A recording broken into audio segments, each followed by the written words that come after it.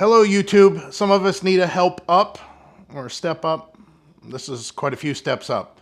Well, let me tell you about it if you're looking for a ladder. Not this one, but some of the smaller ones for the RVs. What have you been up to? I've been riding on a daydream.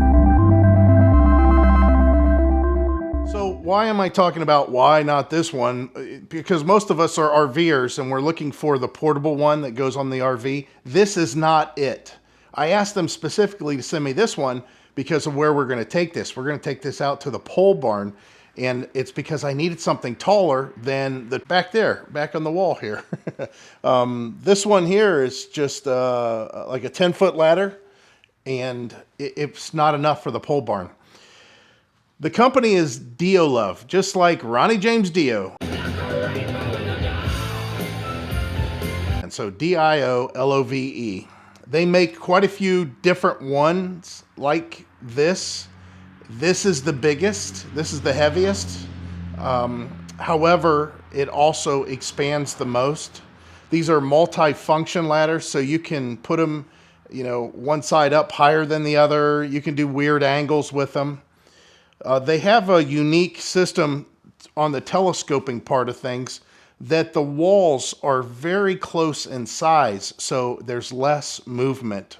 But you can get as little as like 10 foot. Now that's what I would suggest if you're an RVer. Check out their 10-foot ladder. I think it's only like $100. Now they have a big Black Friday sale if you're watching this before Black Friday. Or before Christmas for that matter. They probably continue the sale to some extent. But yeah, the 10-footer's not expensive. I mean, for $100, I would have picked it up. We have a different style, a collapsing one that we did a review on a long time ago, and it had its limitations. And there's times that I wish we had one like this. So what are you looking at here? Well, it's fully assembled. And I'll tell you why it's fully assembled. I did an assembly video on this one, and I lost all the footage. And things have been slow since then. But during the assembly, they have some different types of setups on the bottom here. You will be assembling this part here. And all you got to do is make sure that whenever you install the orange feet, that you install them to where they go over top of the circles here. I mean, just take a picture, a snapshot, whatever, screenshot of what you're looking at there, and this is what it should look like. Now, they give you instructions. However, they didn't really tell me the orientation of these feet. And the wheels, however, they could go on after the fact. And when you're putting these feet on, try to make it to where it's warm, and they do fit. It's a perfect fit. So you have to get it on there and just kind of wiggle it. Once you get it on there and wiggle it, you just, on these, just hit it with a mallet a couple times to seat them. Don't hit them too hard because you'll drive the metal right through the ends. And then, of course, the wheels, I'll tell you why the wheels are there. Since this is the biggest one they offer, and it's capable of handling a person that's 330 pounds at 26 feet in height, this thing's heavy. It's 62 pounds, and that's a decent amount of weight to be hauling around for a ladder. That's why I said this isn't for RVers. But they do offer a strap to keep it all together so it stays collapsed. And we'll show you what it looks like whenever it's coming apart. But we're going to do that back in the pole barn. And again, the wheels on it is going to make it awful nice. And I do like these outriggers. It helps with the stability quite a bit. The higher you get, the more you're going to need something like this. So made it back into the garage. We got Heidi here for safety. She's our safety patrol, our safety crew. I do notice that whenever you're using the wheels on this, it'd probably be a good idea to grab like a bungee cord or something to extend the thing that you're going to move it with. Now, I don't think that this is necessarily meant to be a handle. This is more like a locking mechanism. I guess you could use it like a handle to pull, but I don't think that I would. Again, I used the strap, and then I just ran a bungee cord through there. But it rolled fine across our gravel, muddy, grassy driveway. And now that we're out here, let me show you what this thing shines at. And the whole idea behind these is that if I was to have a ladder that was to do this, I mean, it would be very big. It would be very tall, all that stuff. I don't want that. I don't want to take up, you can see, we have hardly anything in this pole building. A lot of this is garbage from the previous owner. And yet it's 32 by 48, and I'm already getting to the point of thinking about, well, I got to be careful about space. And the reason is because being an RVer, guess what? I want to put an RV in here. And I'm already taking it up with a trailer, a mower, a bunch of other stuff, and it's just too much. So keeping stuff portable is kind of a frame of mind that a lot of us RVers do. I mean, we, as RVers, we're always trying to find creative ways to take what we need on the road. A ladder is one of them. I know that you probably don't think that, but unless you have unlimited funds that you can pay somebody to go and wash the roof of your RV, guess what? People don't want to wash the roof of your RV unless you pay extra. The same with maintenance. You have to pay them to get on your vehicle, you know, on top and do the maintenance that is needed. And some of it's really nice, easy routine maintenance. In our case, in a lot of cases, there is a ladder built in, but there's times that we needed to get to the front of the RV, like on the cap of our fifth wheel, and I was kind of hanging over the side from the top, whereas if I had a tall enough ladder, it would have been a different story.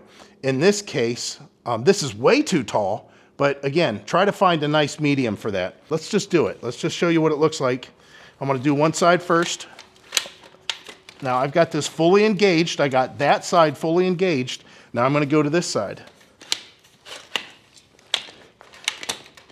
Again, it's fully engaged. You can see one click what already happened. And at this point, maybe this is all I need. Maybe this is what I need to do. It's not, obviously. I'm trying to get up higher than that.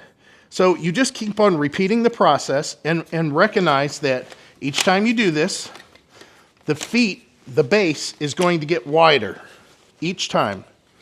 And it has to. And again, I'm making sure that each one of these are locked. Now, I don't have to go back and forth like that. I can now go to this one if I want and do one more, then go back to this one.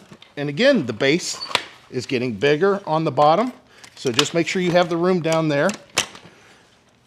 And look how tall it is already.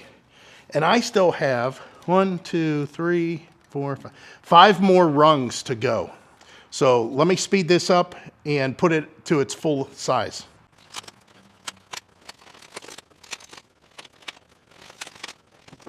All right, so I had to scoot the camera back because I'm much taller than what I was originally. Now, of course, regardless of how much you have this locked in, pay attention to how stable the ground is, how straight everything is before you start to use it. And 330 pounds, I'm 260. Now, I would think that it'd be best to have somebody help you just in case, to make sure that it's steady. But you can see now, I have a ladder that allows me to get to where I need to go. And unfortunately for us, this is where the birds seem to nest. So I don't want to touch much up here. But it will allow me to work with lights or lighting, or even do some sort of repair on the roof. Now here's the best part about this ladder. If I had a low spot on one side that required more on one and not the other of these legs, you can do that. So let's say you're working alongside the building. You don't have to necessarily, if you don't want to, go all the way up on both sides. You can level it out and make one side again taller than the other. So you have a kind of like a 90 and you would be up against the building. Okay. Here's where some of the adjustment comes into play, but we would have to do something entirely different. And I'm not doing that. I'm just going to tell you how it's done, because I can't imagine needing to do this, not in this case. As you can tell, that height right there is not 26 feet. It's more like 13 feet. The way you get your 26 foot out of this ladder is by laying it down on its side in its current state. And you pull the bail handle up there and you straighten it out. And then this becomes a linear ladder that is 26 foot long. Now, if you have an apartment complex or something like that that you're working on, you need to get to the second floor and you want to lean this up against a building, you can do that. It is multifunction because of that reason. And again, I mean, it's 330 pounds that this will hold.